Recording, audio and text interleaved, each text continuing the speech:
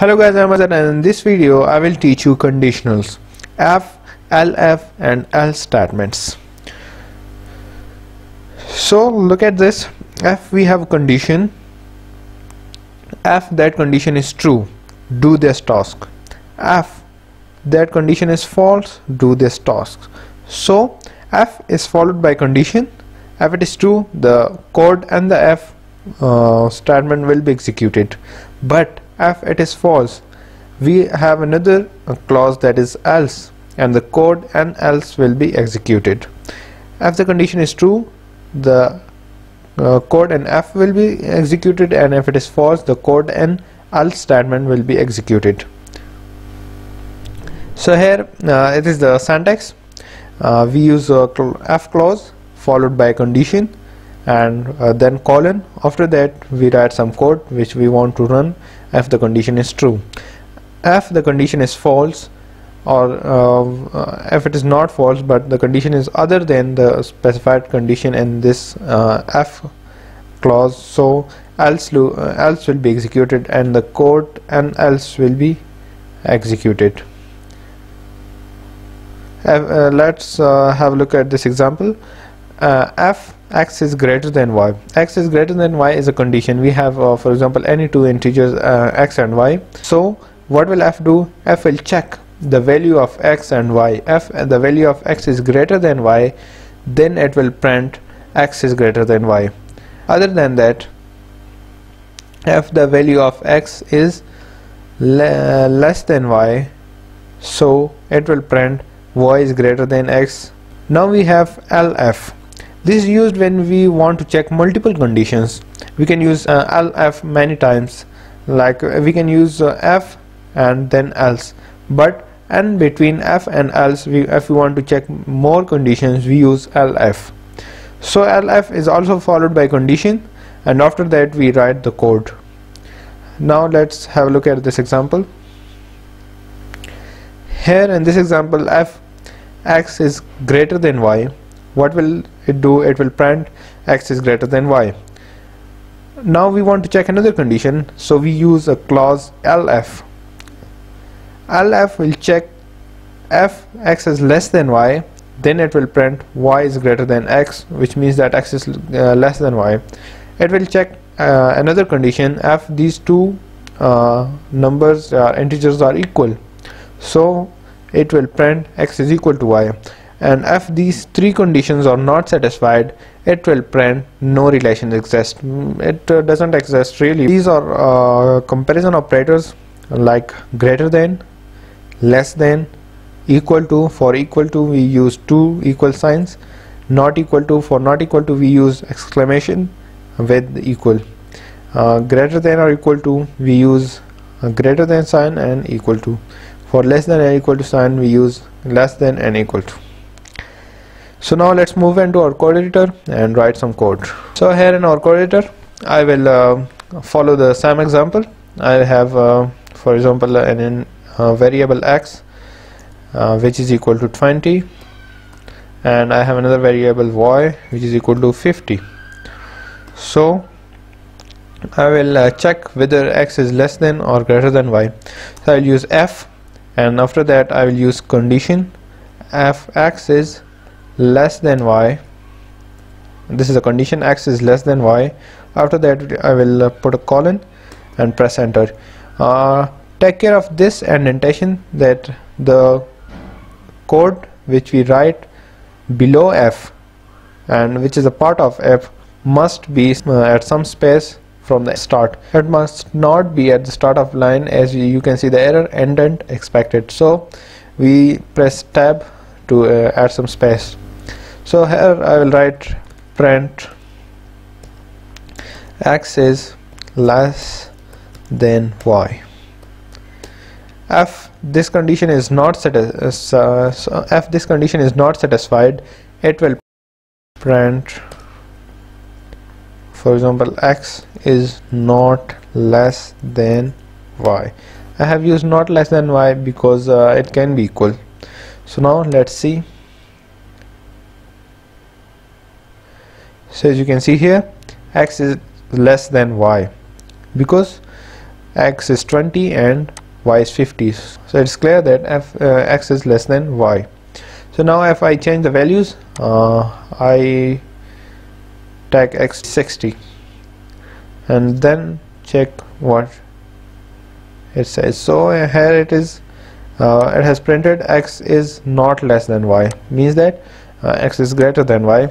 It can be equal, as we haven't used any elif clause here. So now we will use elif clause here, and for that we will write some more code. What will I do? I will take input from the user, input, sorry,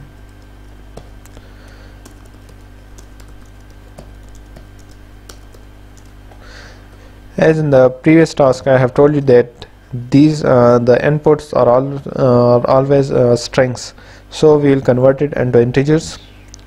So for this I will write x is equal to int brackets a, and again I will write another input, enter the value of y, and again I will convert it into integer. So now here we will use elif and f statements. So elif, now we want to check another condition, if x is greater than y. This is our condition. If x is greater than y, it will print x is greater than y, right? Now I will again put another condition, if x is equal to y, we'll use two equal signs for equality, and then it will print x is equal to y. So now this is our code. If statement will check the condition if x is less than y. If this condition is not satisfied, it will move down to this elif. If the condition of elif, that is x is greater than y, is satisfied, it will print this line. But if it is not satisfied, it will come down to the other elif clause. So in this elif clause, it will again check the condition if x is equal to y. If this is again not satisfied, it will come to else. We can use any number of elif statements. There is no restriction on elif statements. So now let's run our code. I will here enter the value of x, for example 1, and the value of y 2. I will press enter. So it has printed x is less than y. Now I will again run this. I will enter the value of x 3 and the value of y 2. So it has printed x is greater than y. I will again run this to check the third condition. I will enter the value of x2 and the value of y2. So here it has printed x is equal to 2. We do not have any third condition, as number can be greater than, less than, or equal to another number. So the else statement is not executed. So it was about conditionals. I hope that you will have learned these conditions. I have a task for you.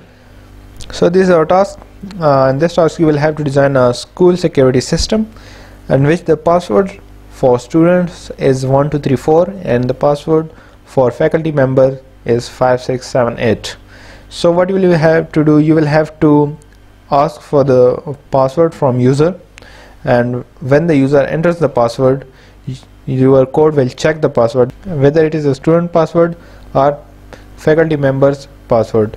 If it matches with the student's password, mean that the person who is entering this password is a student. So you will print on the screen, you can enter as student. And if it matches with the faculty member's password, means that the person who is entering the password is a faculty member, so you will print on the screen, you can enter as faculty member. If it doesn't matches with any of the two passwords, means that it is a wrong password, so print on the screen incorrect password and ask for password again. So loops will be used for this. Also print the total number of students entered and the total number of faculty members entered. So hint is use conditionals and loops. Now the output will be of this form. You will print enter password, and after that you will get the input. So the line in this orange color is input. I have entered a student's password. So what will the code print then? It will print you can enter as student, and the total number of students entered is 1, as the at the beginning of the code the number of students entered will be 0. So as one student is entered, so it is the number of students is increased by 1, and then the total number of faculty members is 0, as it is the code is running for the first time. So both at the beginning, both the number of students and number of faculty members entered will be 0, as one student is entered and has printed the number of students entered 1. When the another student will enter, it will print here 2. Same is the case for the faculty member, but here the password will be faculty password. Now here if the password is incorrect, so what will it show? It will show incorrect password, enter password. So loops and conditionals will be used in this code.